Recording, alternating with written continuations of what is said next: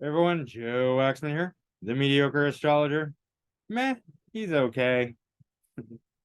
Um, guys, I want to talk about the current transits, and I'm sure you've all heard about the Maui fires. Um, Climate change. Yeah, sure, whatever you say, billionaire psychopaths. Um, so I want to look at the transits for that time and a few other things, and it's not going to take too long.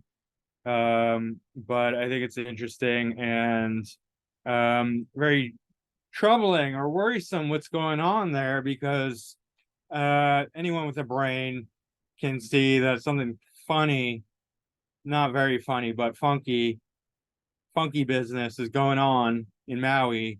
And what I've heard is that the locals have been holding out. They don't want to sell the land to like these rich,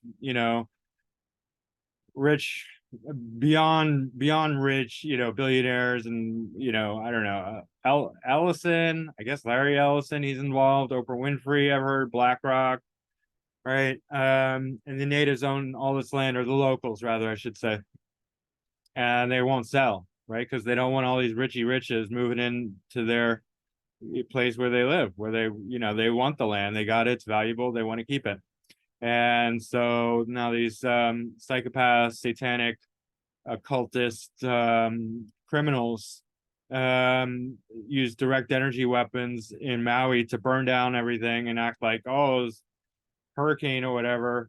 It's not. I've watched tons of videos and people are saying that it's not at all like that. That I don't, just out of nowhere, everything was on fire. People were on fire in the streets. People were in the ocean dead, and like tons of people were dead, right? Like thousands, I've heard. And it's like the media is not reporting on it. They're not allowing resources to get in there. It's totally controlled environment.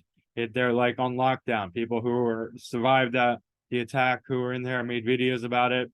It's totally surreal, dystopian.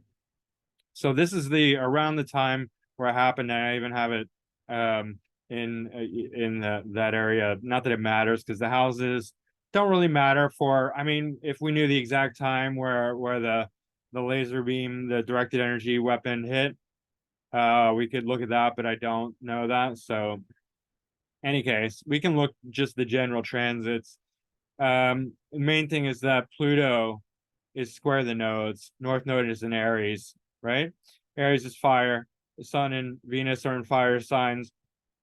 North node in Aries square Pluto and Capricorn. Such a heavy uh T square here because it's really putting pressure on this Pluto and Capricorn to move, to take action, to do something. And Pluto and Capricorn is all about the power structures of authority, right? Pluto rules power structures.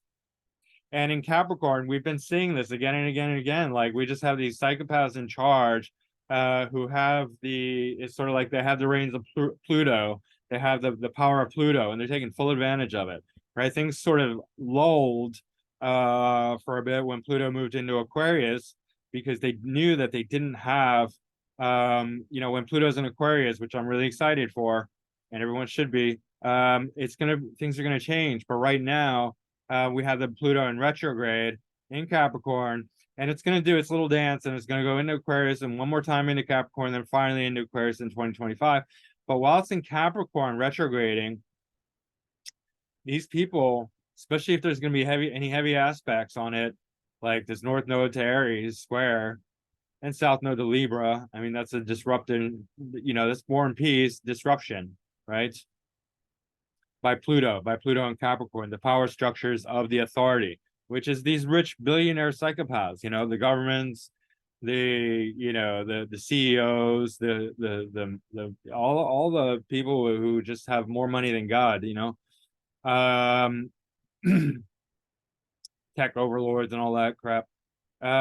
They're just empowered by Pluto, and with the square, it's a highly destructive influence. Chiron also in Aries, which probably just isn't. I mean, Chiron probably does have some destructive qualities to it. I mean, it definitely does. So that's probably adding to it. It's not a major player, but also notice Neptune is in conjunct the south node. And this feels very deceptive to me because south node is the past and it has a quality of uh like spirituality, but like energetic sort of dissipation, like detachment, right? And Neptune is all about fantasy, delusion, imagination, the subconscious, and very well can deal with lies and deceit. So this in conjunct feels like, an in conjunct is a power struggle. It's between two sides. It's almost like an opposition, but one side has the upper hand, but it's kind of like a seesaw effect, where it can go back and forth. And so it invokes that power struggle, right? So there's like a just power struggle involving deception and detachment, right? Letting like totally uncaring, but lies and deceit as well, right? Detachment is letting go, so loss of things. Neptune and Pisces also relate to loss, and lies and deceit, and so that's very much in play with this whole thing that's going on, um, with these powers, these rich psychopaths doing a land grab is basically what's going on. Then we have the Sun and Venus in Leo, square Uranus. Uranus is in Taurus. Uranus in Taurus represents the explosion of physical things, actually, right? And that's what happened. All of a sudden, like, oh, there was just recently the house exploded in PA. So it's the same energy. Literally just exploded. All these cameras caught it, and the house just went boom. Same kind of energy. That's it's Uranus and Taurus, but with the square, for it needs to be activated. So the square from the Sun and Venus, right, and fire, and then North Node in Aries, and Pluto. So that's all very destructive and explosive. Jupiter and Taurus is really greedy for material, right? Jupiter wants to hoard. Jupiter and Taurus wants to hoard. It wants to hoard food. And I mean, I have Jupiter and Taurus natally. So, I mean, I have a big appetite. I love food. I have like plenty of food, like in storage, because I have it natally, and it's, here, in the transits, basically my Jupiter return. But yeah, Jupiter and Taurus is definitely about hoarding material stuff, wealth, food, land, whatever you can get. And then the Uranus in Taurus is about explosion of said physical, earthy things, like blowing up houses, basically. It's very much a Uranus in Taurus, especially square the Sun and Venus. And of course, Venus is combust the Sun, and that is a fire situation where any planet, especially Venus is more combustible than the other planets, right? Mercury, Mars, even Jupiter being fiery is going to do much better. Venus, I think, is particularly prone to being damaged by the sun. It's very sensitive. So this is a fiery situation too. Venus is like on fire, basically, right? We don't know which houses it rules because we're not talking about houses here, just signs. But it is ruling the sign of Jupiter and Uranus, right? So if Venus is on fire in the square here, that very much relates to that the land grab and fire, burning of Maui, and that's so unfortunate. I really feel bad for all these people, and the videos about that way more people were dead, and there was no warning. Like it was an all out attack on the residents of Maui, and they killed a lot of people. Like they burned them alive. It's absolutely horrible, right? I've heard like hundreds, even over 1,000. Terrible, terrible, terrible. This is not a natural occurrence. It's just absolutely not. Like this is a war. This is a covert attack by the richy riches, the bitchy bitches, these psychopaths. I mean, you gotta laugh about it. What else can you do? All right. So that's that. I want to skip forward just a little bit. We'll go to 2025. And you can see I talked about this before, but Pluto's in Aquarius, Neptune is in Aries, Uranus is in Gemini, and that's such an exciting time because we're going to have this the all three outer planets are going to be in harmony. It's harmonious, right? And Pluto is in the sign of Aquarius, really reinforcing the whole Age of Aquarius theme, which started with Saturn and Jupiter conjunct at 0 degrees Aquarius, the start of the new cycle of great conjunctions. And now with Pluto and Aquarius, the power structure is going towards the people. Also, other things like computers, technology, artificial intelligence, that's okay. Don't worry about that. Don't freak out about that. It's neutral, right? It's not, it can go either way. It's the same as a bullet or money. Like a bullet in the hands of a good guy is good. A bullet in the hands of a bad guy, well, with a gun, right? Gun and a bullet, loaded gun, right? Money in the hands of a good guy is good. Money in the hands of a bad guy is bad, right? AI is not a problem if you're worried about it. It's who uses it, how they use it. But we need to keep growing. You can't stop progress because an evil person might use that progress to do evil things. That's always going to be the case, right? We have to go forward anyway. But transhumanism is something to be concerned of. But in my study of spirituality and ancient prophecies, the transhumanist lineage dies off. That's been prophesied. So that's what I believe. It's been foretold. It seems to be happening. So I'm not worried about that. Just don't get involved yourself, right? These big corporations do not have your best interest in mind, right? So if you think like, oh, the big pharmaceutical companies and the governments want us all to be healthy, no, they absolutely do not want you to be healthy. They want you to be sick and dead, right? Like that's the reality. Like, and it's time you'll really understand that. They want you to be sick and dead. So when the governments and the corporations are saying, take this drug, take this injection, you better run the other way because they're trying to kill you. Like that's not a joke. That's real. So just keep that in mind. Transhumanism and anything along those lines, it's a dead end path. It will not go very far, right? It's not going to help humanity. It's not going to make you a better person. It's not going to make you a better, bigger, better, stronger, faster version of yourself. You're going to become less human and you're going to become more dead inside. That's really what it is, right? And it defeats the whole point of being human. You know, we have robots. Robots are not alive. They're just robots. Computers are computers. You don't want to make yourself a computer because that's not an improvement. That's a de-evolution, right? So don't go down that path. That's my strong advice. Stick to nature. Nature is healing. Nature is medicine. Nature is healthy, right? Nature provides everything that we need. So stick to what's natural, right? That's always the best route. Next thing is that, yeah, Pluto is power structures and Aquarius is not government. Aquarius is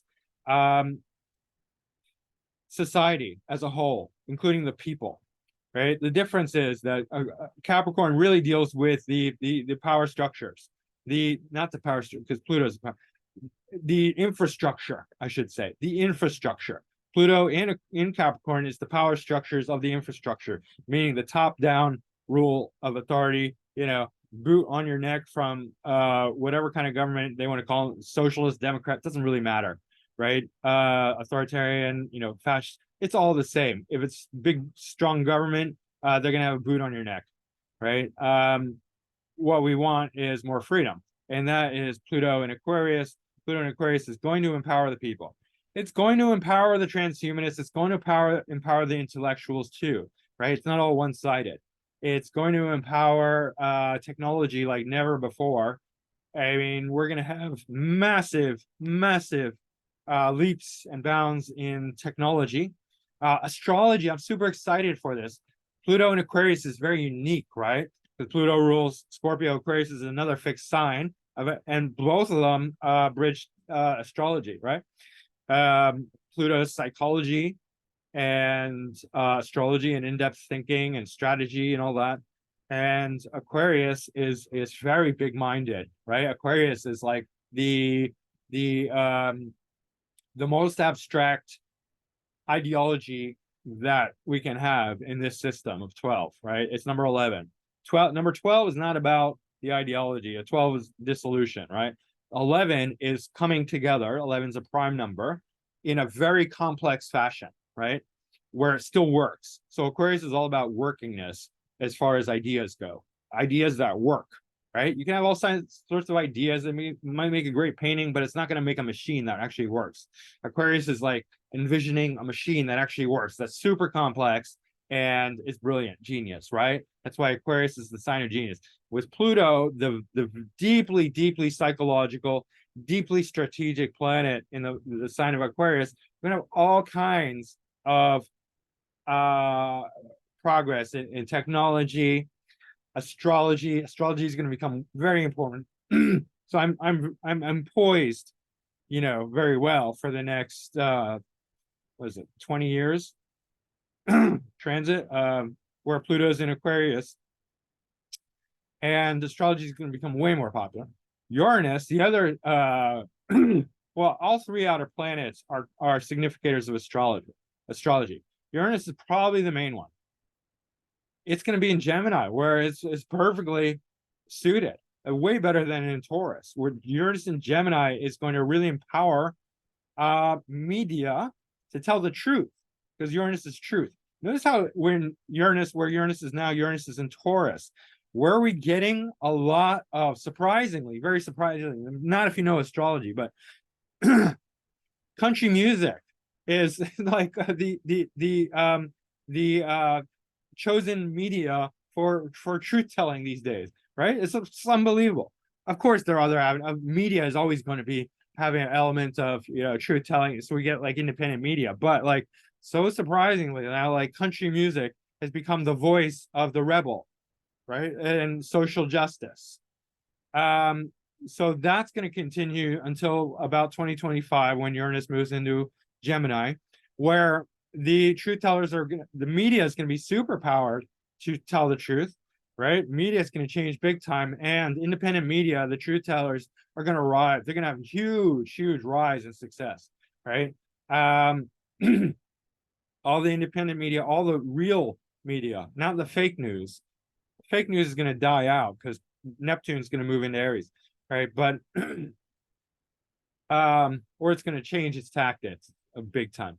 But in any case, who else is going to have a huge voice for political, radical, social justice, right? Like real. I don't mean like social justice warriors fighting for wokeness and all that crap. That's nonsense, right? That's actually Neptune in Pisces. It's delusional. It's fantasy. But I mean real truth telling, right? Like, oh, what's really going on in Lahaina? If I'm saying it correctly. So yeah, and what else? Hip hop. Hip hop is very mercurial because it's not like most music is very Venusian, like Taurian, basically, especially country music. But hip hop is very mercurial, very Geminian, because rap music, talking, speaking, right? It's so hip hop is going to become very political. It already is, but now country music is really taking the front stage. Hip hop will when Mercury moves into Gemini, as well as writers, authors, any communicators, right? The Alex Jones, Joe Rogans, the podcasts, all that stuff. Astrologers, right? We have this excellent trine, and then the sextile with Neptune and Aries. And so Neptune and Aries, it's conjunct Saturn, debilitated Saturn here, but Neptune and Aries is certainly not going to be nearly as delusional or as woke, right? The whole woke thing is really about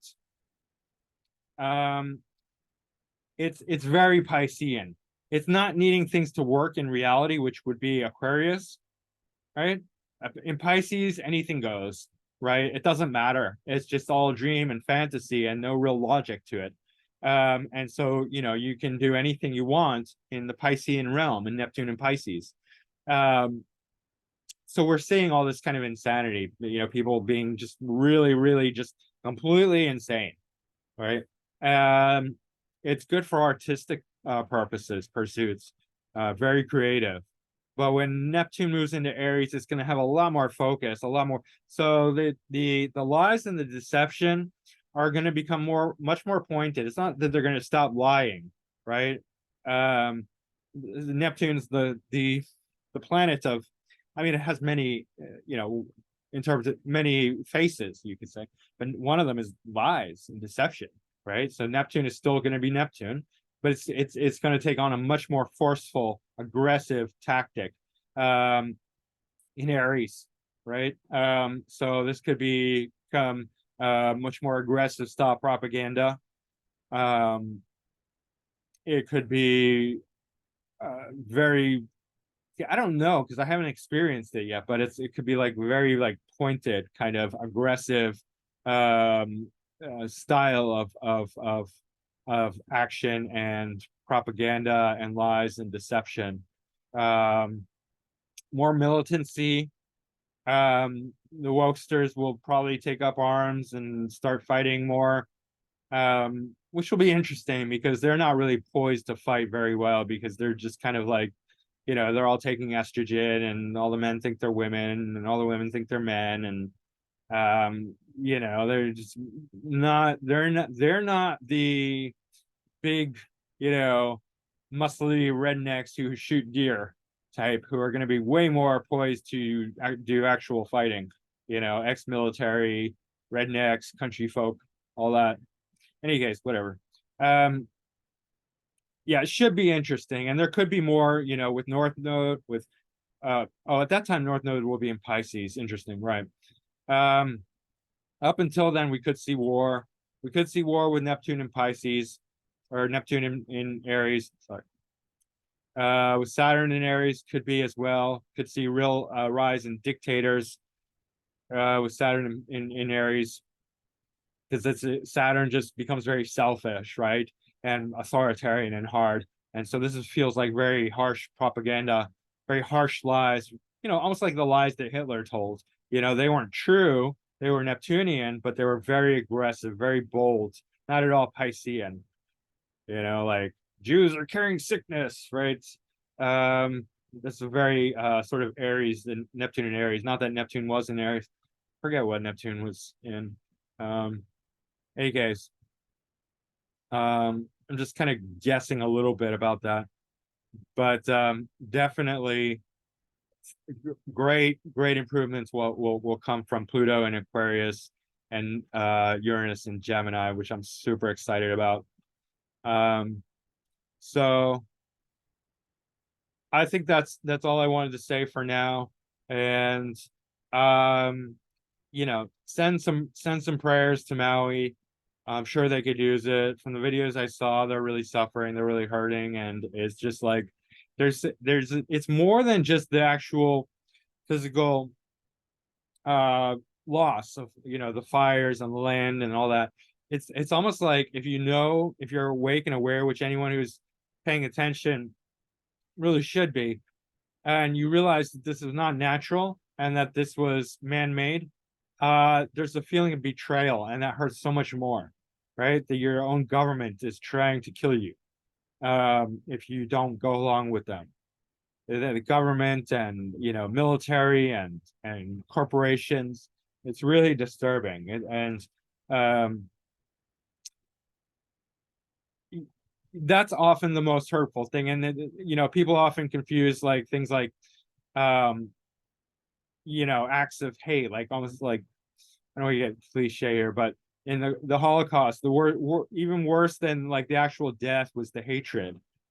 And that's one of the things that really makes it so painful for people. And like, when you try and talk about it, they're like, oh well, more Russians died. Yeah, but they died willingly, mostly because they were soldiers. And anyway, I don't want to get into that, but like the point being is that the feeling of betrayal and hatred and lack of empathy, lack of humanity, that's really what hurts, at least for me, in this situation. Of course, the physical loss is absolutely terrible, but the willingness to cause this by people that we want to trust, right?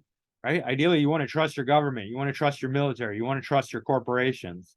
to operate in your country, but we can't. And they're becoming the enemy actively. So that's very unfortunate. So anyway, just a little update here and some 2 cents from the mediocre astrologer. Meh, he's okay. I, it's funny. I don't know. I just like saying it. All right, guys. I will see you again soon. Like, subscribe, share, leave a comment down below. Let me know what you think.